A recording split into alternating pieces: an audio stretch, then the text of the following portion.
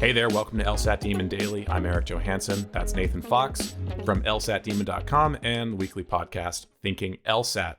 We've got an email here from Marvin. It says, Dear LSAT Demon, what ultimately is the admissions fate of most splitters, that is, low GPA, say below 3.0, and high LSAT, say 175 plus?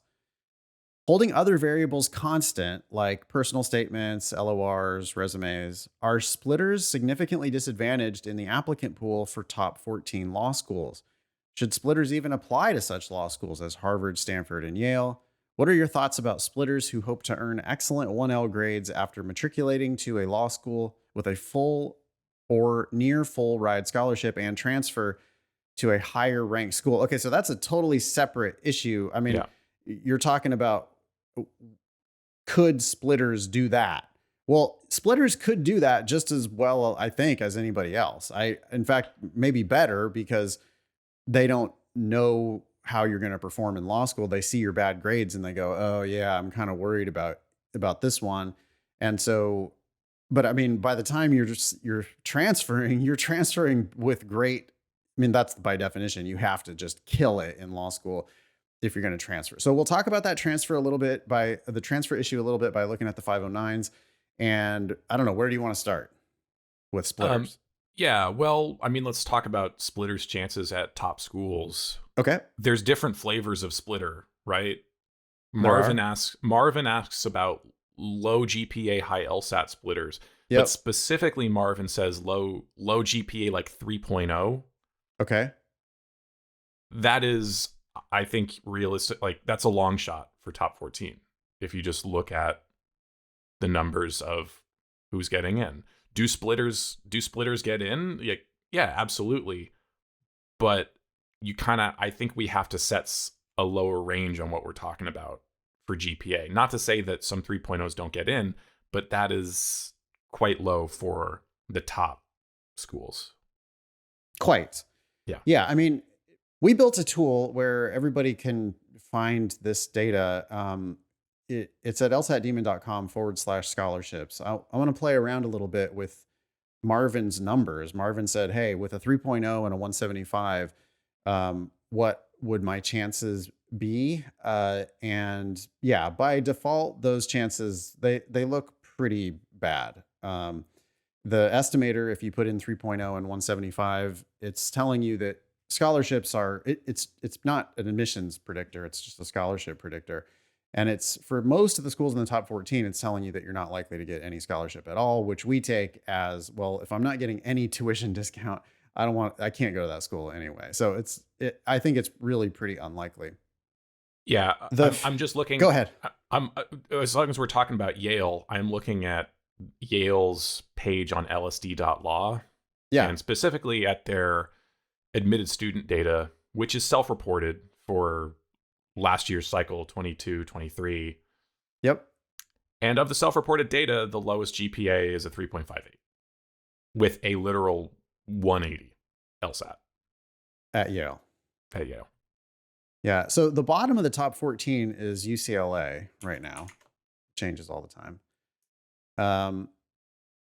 UCLA had a 171 median and a 3.9 median GPA. The scholarship estimator does project a small scholarship to UCLA. What do the LSD numbers say for UCLA, though? Well, far more people get rejected than get accepted with a 3.0 or below. And that's actually true of people below a 3.5. There are far more red dots than there are green dots across the spectrum. Yep. But we do see a couple outliers.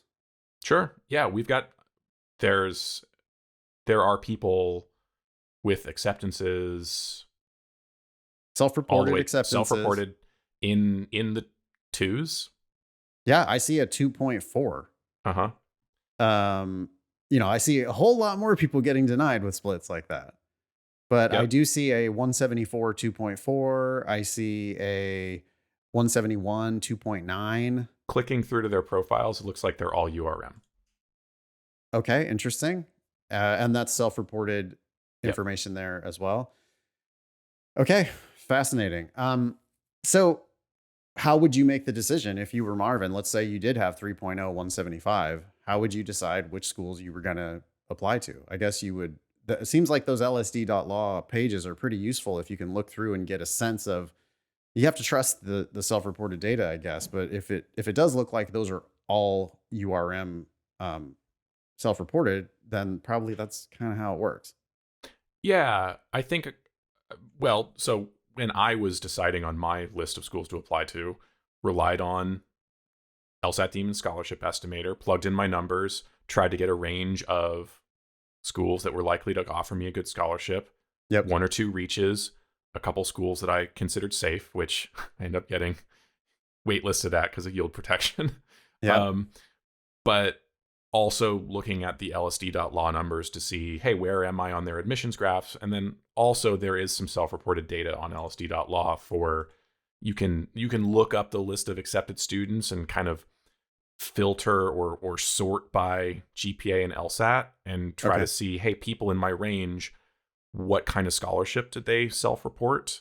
I So you can get pretty granular with that data to the extent that you trust it, which seems fairly good in some cases, particularly for a school like UCLA that gets lots of applicants.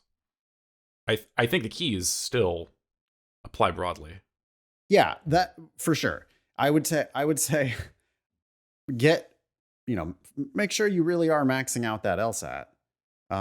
The GPA is, there's nothing you can do about that really. That's fixed, right? Sunk cost. But LSAT, you can change your LSAT. And so if you can really grind it out to get that 175 or whatever that you're looking for, yes, you are going to be significantly disadvantaged especially at the top of that range, because when a school gets, if they're going to deny a bunch of like 3.7 170s, then why would they admit a 3.0 175? It doesn't seem like a likely trade-off that they're going to make.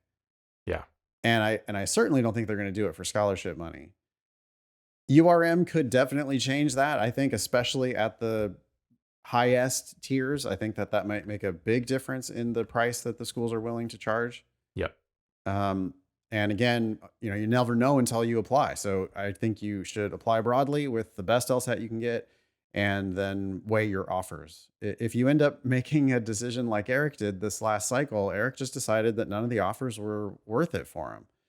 And law school's always going to be there, and I can just keep working for a while, and I'll decide to reapply potentially down the road or not, because the option is always going to be there. I think that was the most savvy thing. That saying no, that walking away and saying, no, that's just not a good price for me. I can't do that. Yeah. Really sensible choice. Yeah. And I'll say this about someone who's a splitter, or really anybody who's thinking about applying. When you apply broadly, you're going to get some surprises in both directions. Yep. On where you get in and the scholarships that you get. Yep. And when you get surprised on the high end, like, oh, as a 3.0 175 splitter, I never imagined that I'd get any kind of scholarship to UCLA. Yep. But maybe it's not much of a scholarship to UCLA or WashU or wherever. Yep. Having been through the process and experienced that, the best decision might be to walk away. It's very difficult to make that decision when you have been through 6 months of waiting. When are they going to get back to me? What's going to happen? Where am I going to be next year? When do I get to be a lawyer? Yep. But do they like me? Out the other side of it, though, don't you get a perspective that, like, the thing is, it doesn't have to be that fraught in the first place, because you can just apply this cycle or apply next cycle or whatever. Yes, you get that perspective. I think I bring up my experience as a warning, I guess, to students who apply before they know that their numbers are in the best place. I agree. Particularly for the LSAT, because the temptation to just take what you get is so great. It's hard to walk away, even when walking away is the best call. Yeah. And that's that you put yourself in a terrible position to have predatory offers made to Yeah. you. Where they are gonna admit you, but they're just gonna charge you way more than they are than they're charging everyone else in the program. Yeah. Which is why, and I say this in reference to Marvin's second question, should splitters even apply to such law schools as Harvard, Stanford, Yale? I'm just extending that to, should you apply to any school that is unlikely to give you a good scholarship? Sure, go ahead. Yeah, shoot your Yeah. shot. Be willing to get surprised, but also recognize that you have to be able to say no if this dream school just doesn't make financial sense. Yep. And Harvard, Stanford, Yale specifically, they only do they only do need-based aid. And so it's possible that you might be surprised, right? It's possible that your price at Harvard might actually be better than your price in the middle of the top 14. Because Harvard's like, well, Sure. look, yeah, you're great on one metric, you're going to bring us down on this other metric, but you're increasing our diversity numbers, which we're still really interested in. And we don't play that merit scholarship game anyway. We only give need-based aid. So you can end up getting a really good price for the very best product. The problem is people think that like a school ranked, 12th is the same as a school that's ranked second, and it's just not. And if you end up overpaying for the school that's ranked 12th or 20th or 50th or whatever it is, if you end up overpaying, it's going to be really hard to overcome that debt burden. Should we talk about splitters transferring? Yeah, I do want to talk about that a little bit more. So if you go to lsatdemon.com/scholarships, we have organized for you all of the 509 reports down the right-hand side of the page. There's a little PDF icon for every school, and you can quickly get to the 509 report for example, California, Los Angeles, University of. And if you scroll down to the bottom of the second page, that's where you find tuition and fees. If you scroll to the top of the third page, that's where you find out the information on scholarships, including things like 85% of the class at UCLA is getting some form of a grant. In other words, some form of a discount. It's actually really uncommon for people to pay full price for that product. Below that even, so now we're down on like the fourth page, there's a table there that says it's schools from which students transferred.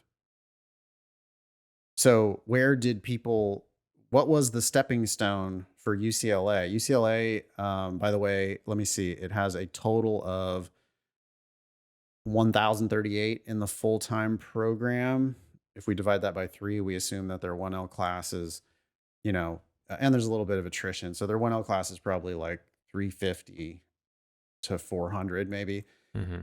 Or wait, that's actually at the top of the report as well.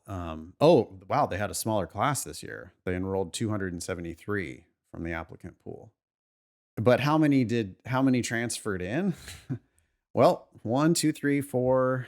It tells you on the table to the left of that. Oh, 12 transfers in. 6 transfers out from UCLA. It's a good school. People don't normally transfer, but 6 of them probably went to Harvard, Stanford, Yale. 12 of them transferred in from, I've heard of all those schools. Michigan is a top 14 school. The rest of those schools are, Fordham, 29th. Yeah, I'm looking at Fordham. Some of the LA schools like Loyola Marymount, Irvine, USC, Pepperdine. I guess the thing to point out is that it's not like a transfer in from just picking some random regional law school. I don't think it's not just a transfer in from Southwestern Law School to UCLA, which is right there in Los Angeles. Not last year. Yeah, not last year. There weren't any transfers. I suppose we could look back and see if there were transfers the year before that. Pepperdine, that is a higher ranked school pretty significantly than Southwestern, I believe. I think one of the interesting things that we see on this fourth page of the 509 is in this transfers box. they give you the GDA. They give you the JD1 GPA medians and percentiles. That is wild. For the transfers in. I can't believe I didn't notice that.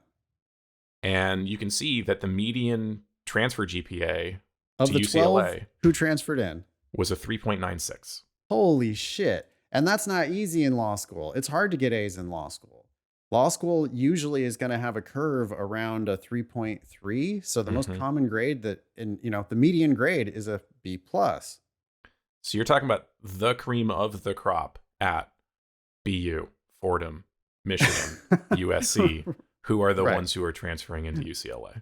Yeah. So it doesn't look good for transfers into UCLA. I'll look at the same tables for Yale. Transfers in, there were 9, and they came from Berkeley, UCLA, Cornell, Georgetown, Georgia, Minnesota, Vanderbilt, and Washington. There's a couple there that are, not in the top 14. There's a small handful. I've got Michigan up. There were 12 people who transferred into Michigan. There are some more regional schools. Even then, I mean, Iowa, Indiana, Georgia, those are all good schools. Yeah, and the other thing to think about is that when you transfer in, your scholarship's not coming with you. Yeah. Transferring out, kills this. The deal's only valid at the school that you were going to, and transferring in, that school's like, hey, we know that you started at this other school. Yale is looking down their nose going, yeah, we'll take your transfer from Berkeley, but we don't give a shit about the scholarship that you had at Berkeley. So I think, long story short, with transfers, it can happen. I would not enroll at a school unless you were okay graduating from that school. Yeah, that's the standard advice. That's what I've always said for the entire time I've been teaching LSAT. It's like just the numbers are so small, and you have to kill it so hard during the 1L year, which is already really difficult to do. You've got to be coming from like a competitive school, totally crush it, and then you're throwing yourself at the mercy of the transferring in school, where you're not the only person who has that same idea, I guess is the point, right? It's going to be really very competitive to try to get those grades and then to make that transfer. So it's kind of like a backdoor, not great. Should we wrap it up there? Yeah, I think that's that. Email daily@lsatdemon.com if you'd like to ask us a question or share some LSAT or law school admissions news. Thanks for listening.